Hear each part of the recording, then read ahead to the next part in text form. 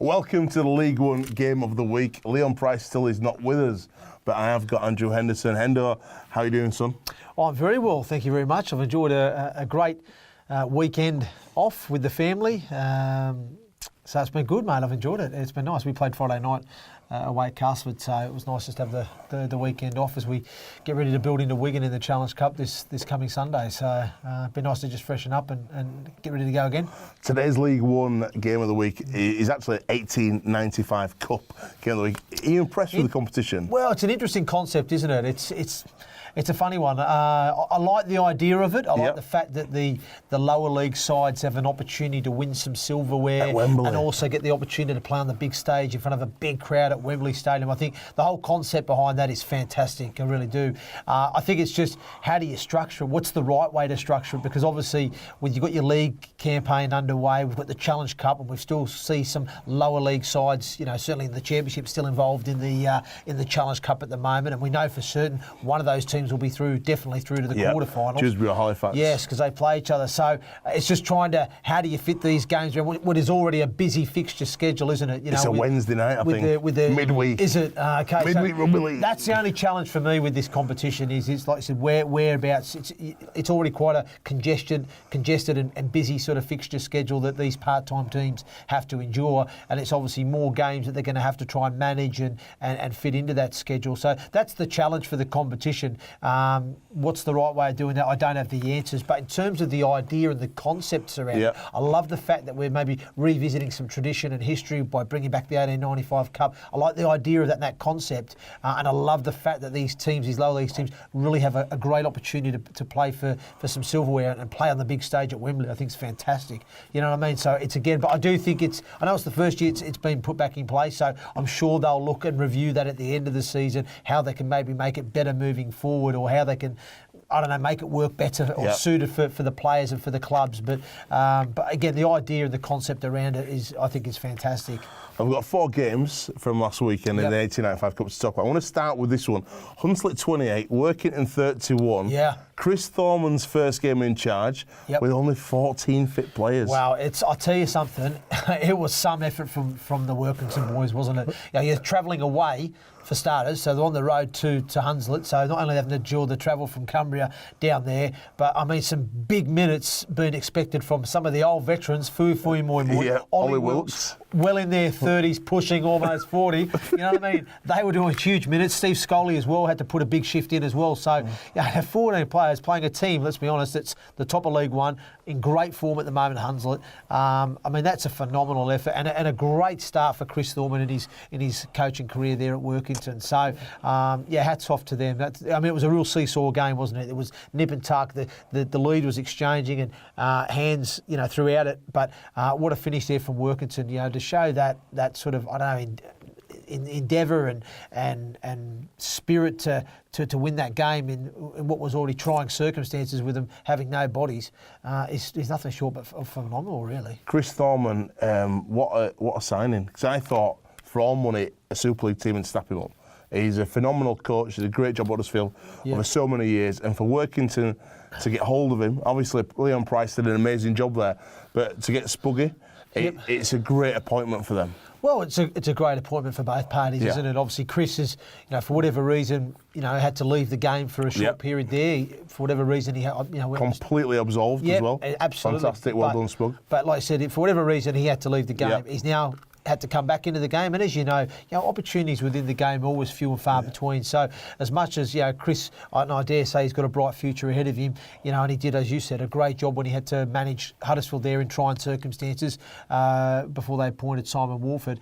Obviously those opportunities aren't quite there at the moment for him, but there was an opportunity presented here at this League One club, and I think it's a great move for Chris. It gets his foot back in the door. He gets an opportunity to be a head coach again, and like I said, he's got a real good opportunity there at Workington, and if he can do well there, then that's going to only bode well for him in the future, and his next opportunity will come off the back of doing a good job at Workington. But so I think it's a good move for both parties, and I can only wish Chris all the best. One team that's been doing so well recently is Whitehaven, but they come a cropper this week. Oldham 48, Whitehaven 12. Massive result for Scott Naylor's team. Yeah, fantastic result, and I think the pleasing thing for Scott and his team was the fact they nilled Whitehaven in the second half. It was 24-12 at half time. it's a real clinical second half performance there from Oldham, and obviously to keep Whitehaven scoreless in that second half, that's a real positive there for Scott Naylor and his troops, and I'm sure they'll take that going forward into their next game. But like I said, it was a comprehensive victory. Like I said, a real clinical second half performance from them. Danny Langtree as well, looking good on his return. He didn't really make it at Hull. Gone back to Oldham, looks the part. Yeah, and again, it was a great opportunity for Danny when he left Oldham and got his chance at Hull, but for whatever reason, he's either not enjoyed being full time, or it hasn't quite worked out the way he was hoping it would work out. He's now come back into the semi-professional game, and like I said, had a big performance on the weekend there for Oldham. But it's a great acquisition there for Oldham to have him back, because he was a really good player for them. Yeah. He stood out for them in the recent years at Oldham, and like you said, now goes back there, and the fact that he's come back too from being full time, he's going to be in a good state, isn't he, in terms of he's fresh, he's fit, he's strong, and like I said, he's going to be able to add some real value to that Oldham team now at the back end of this season. Right, let's go to our feature game right now. It's Newcastle 38, Keighley 12. Dennis Betts, Simon Finnegan taking on the resurgent Keighley. It would be top of the league if it wasn't for the points deduction. Let's see how they got on. Ola jumps out down the short side to Coates. Neat little grubber kick in behind the line, and Agoro's going to win the foot race, and he does. Great work there for the Newcastle Thunder. Thunder now, Ola at dummy half, shapes to go right. He comes back to his left. He finds Coates. Nice wide ball out now, and he hands on there to Clegg, and Clegg's going to finish in the corner to further extend the lead. Great stuff there. Good pass from Kieran Gill. Keighley now trying to get on with proceedings. The referee says play on. Thought the Thunder man was in the ruck there. That's a neat little kick in behind there, and the Cougars respond. Great try from the Keighley Cougars. Get themselves back into the game. That's Wellham. Marjane dummies. Great footwork from the little Frenchman. Fancy footwork from the Frenchman, Remy Marjane, who comes back after being in the sin bin. Simons. Nice play from Coates. Nice short pass as well. That's a great play. Kieran Gill now on the outside. He's going to race away and finish this. Great try from the Newcastle Thunder. Really in control of this game. Thunder now with the ball. Wide pass to Coates. Moving on to McEvoy. At the back to Marjane. Marjane again. It's to Young, is it, I think? And he does. He moves the ball onto Agoro. And Agoro, is he going to have the foot race to win it here? I think he will have too much pace and power. And Mo Agoro scores his second of the day.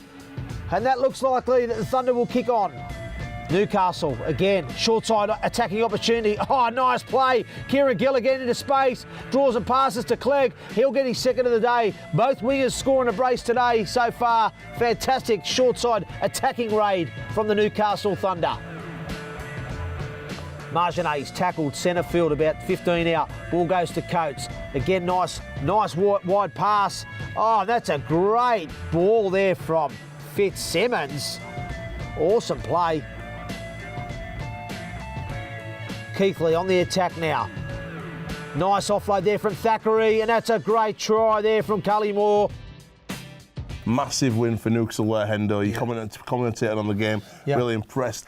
They look like they're coming together under Simon Finnegan and Dennis Betts now. Yeah, well, like I said, it's like with any new coach that goes in, he's knowing Simon as I do, he's got his way and his style that he wants to play and his way of doing things. But it takes time to ingrain that into your team and into your bigger organisation of the whole club. But I think it was fitting that he had a couple of weeks. When they had a game a week off the other week, so that gave him a little bit more time to probably get a few things in place. And as you said, they're just starting to come together quite nicely, and they're starting to buy in and show that that style that Simon's trying to bring to the team. So it was a great performance from them guys. Because Keighley have been in good form of late. They've been playing some really good football in League One, and that's a decent result there and a decent performance. I think that's the key. It's a decent performance from the Newcastle Thunder side. Both wingers on the flanks, both getting a brace each. Clegg and Agoro. It was good. Remy Marjane again was quite pivotal in a lot of the good work done there throughout that centre third. So.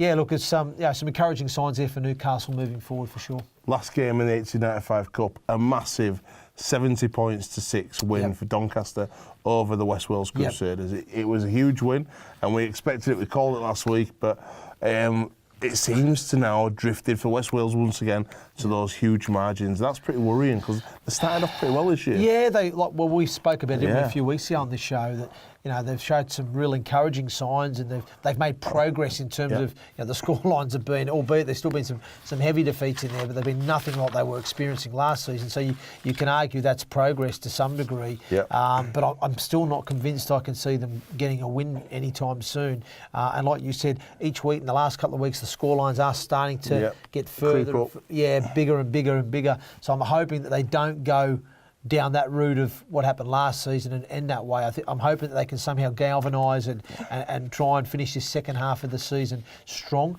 But again, a much morale boosting win for Doncaster. They've had a couple of defeats in recent weeks.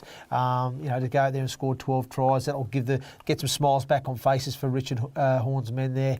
And hopefully that will maybe start to take some of that form from that performance back into their league campaign because, as I said, they've been suffering a few defeats in recent weeks. So that was a much needed win for them, and the manner in which they've won, I think is going to be pleasing for Richard Horne. That's the 1895 Cup round 1 over and out.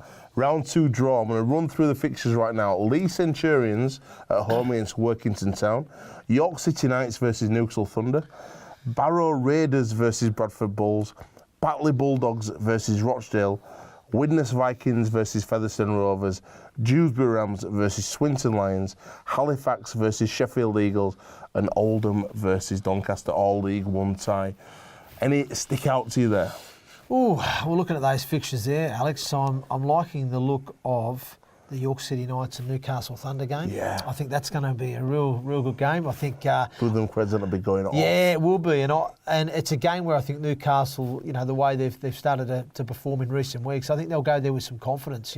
York are playing really well in the championship. So I think you've got two teams that are in good, decent form coming head-to-head there. And it'll be an interesting clash, that one. I think Widnes versus Feath for me. Yes. Two form teams.